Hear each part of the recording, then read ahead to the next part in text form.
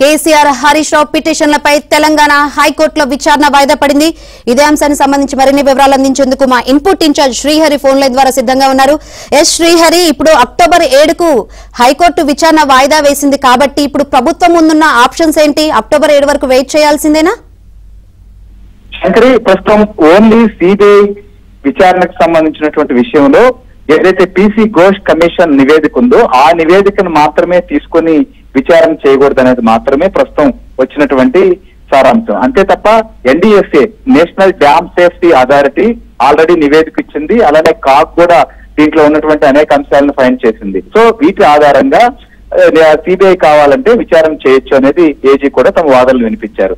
కేవలం ప్రస్తుతం ఏదైతే తదుపరి చర్యలు అంటే కేవలం ఈ యొక్క నివేదిక ఆధారంగా తప్ప మిగిలినటువంటి విషయంలో మాత్రం ముందుకెళ్లేటువంటి అవకాశం ఉంటుంది. ఇప్పుడు సిబిఐ విచారణ చేపడితే సో పూర్తిగా అంటే మొదటి నుంచి కూడా వాళ్ళు నేషనల్ డ్యామ్ సేఫ్టీ అథారిటీ ఇచ్చినటువంటి నివేదిక, నిపుణులు ఇచ్చినటువంటి సూచనలు వీటన్నిటిని ఆధారంగా చేసుకొని ముందుకెళ్లేటువంటి అవకాశం ఉంటుంది. సో ప్రస్తుతం ఏదైతే హరీష్ రావు వేసినటువంటి పిటిషన్ సంబంధించినటువంటి విషయంలో అప్పటికి వాయిదా వేశారు. తదుపరి విచారణకు సంబంధించిన లోపే ఆల్రెడీ సిబిఐ విచారణకు ప్రభుత్వం కోరింది. కాబట్టి సిబిఐ విచారణ చేయాలి అనేటువంటి అంశంలో కేవలం పీసీ ఘోష్ నివేదిక ఆధారంగా ప్రభుత్వం చర్యలు తీసుకోలేదు. అలా చర్యలు తీసుకునేటువంటి అవకాశం కూడా లేదు. ఖచ్చితంగా సమగ్రంగా విచారణ అది సెట్ కావచ్చు రాష్ట్ర ప్రభుత్వ పరిధిలో, లేకపోతే సిఐడి కానీ లేకపోతే నేషనల్ ఏజెన్సీ సిబిఐ కానీ ఇచ్చేటువంటి అవకాశాలు ఉన్నాయి. అందులో భాగంగానే రాష్ట్ర ప్రభుత్వం సంబంధించినటువంటి ఏదైతే శాఖలు రంగంలోకి దిగితే అది కక్ష సాధింపుగా పోతుంది. కాబట్టి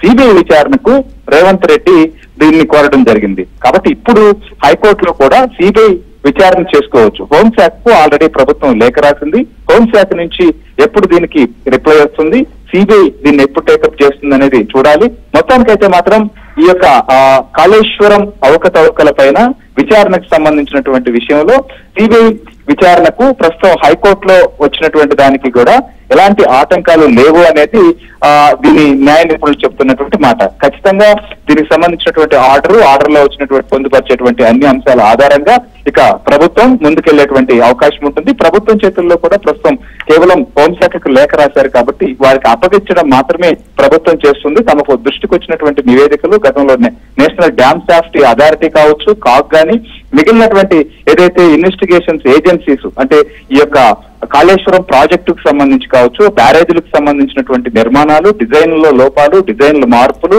రీడిజైనింగ్, అలాగే నిర్మాణంలో జరిగినటువంటి అవకతవకలు వాటన్నిటిపైన కూడా సమగ్రంగా సిబిఐ విచారణ చేసేటువంటి అవకాశం ఉంది సిబిఐ ఈ కేసును టేకప్ చేస్తే. కాబట్టి ప్రస్తుతం ఈ యొక్క హైకోర్టు ఆదేశాల తర్వాత సో సిబిఐ ఏ రకంగా ముందుకు పోతుంది, కేంద్ర హోంశాఖ ఎలాంటి నిర్ణయం తీసుకుంటుంది అనేది చూడాల్సి ఉంది. Shankari, right, thank you Srihari.